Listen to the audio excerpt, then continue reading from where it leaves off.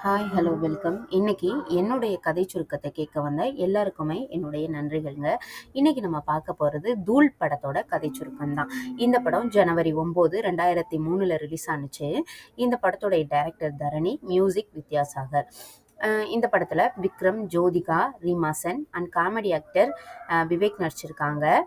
Villain கேரக்டர்ல பசுபதி அவங்க நடிச்சிருக்காங்க. பசுபதி வந்து அவங்களோட யதார்த்தமான நடிப்பா இருக்கும்.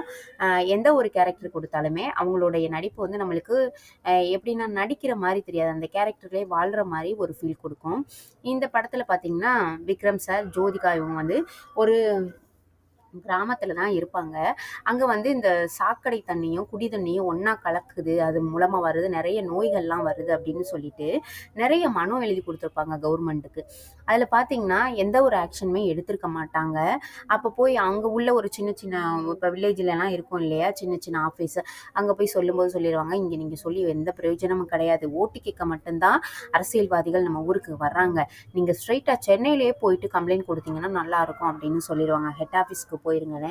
உடனே என்ன பண்ணுவாங்க, சரி இதுக்காகவே அவங்க ஜோதிகா, விக்ரம், ஜோதிகா அப்புறம் அவங்களுடைய பாட்டி ஒருத்தவங்க இருப்பாங்க ஜோதிகாவுக்கு. அவங்க எல்லாரும் கிளம்பி சென்னை வந்துருவாங்க. இங்க வந்து பார்த்தீங்கன்னா, விவேக் வந்து இவங்க கூட சின்ன வயசுலேருந்து ஒண்ணா படிச்சிருந்திருப்பாரு. அதனால இவங்க கூட வந்து இருந்துக்கலாம் அப்படின்னு சொல்லிட்டு வந்திருப்பாங்க.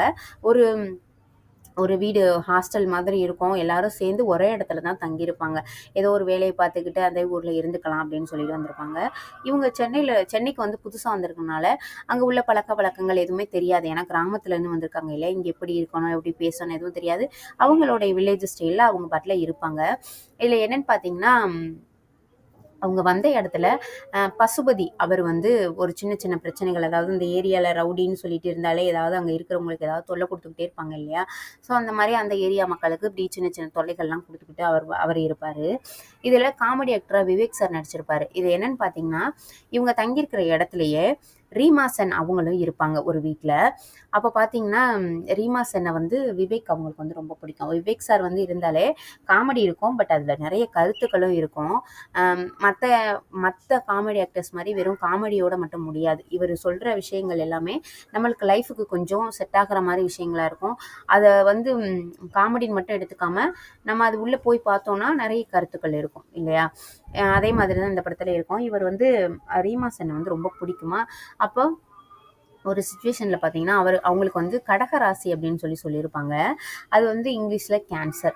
அதை வந்து இந்த மயில்சாமி இருக்கார் இல்லையா, அவர் கேன்சர்ன்ற விஷயத்த ஒரு நோய் அப்படின்ற மாதிரி சொல்லி அவங்களுக்காக பூஜை இதெல்லாம் பண்ணுறேன்னு சொல்லிட்டு விவேக்கிட்ட இருந்து காசெல்லாம் நிறைய பிடுங்கிக்கிட்டே இருப்பார். அந்த காமெடிஸ்லாம் கொஞ்சம் நல்லாயிருக்கும். அதுவும் பார்த்தீங்கன்னா, திருப்பதி போயிட்டு வந்தேன் அப்படின்னு சொல்லிட்டு திருப்பதியில் லட்டு தானே கொடுப்பாங்க. இவர் அல்வா வாங்கிட்டு கொண்டாந்து கொடுப்பாரு. அப்போவே கேட்பார் இவர், இது என்னது திருப்பதியில் புதுசாக இதெல்லாம் கொடுக்குறாங்களா அப்படின்னு சொல்லிட்டு.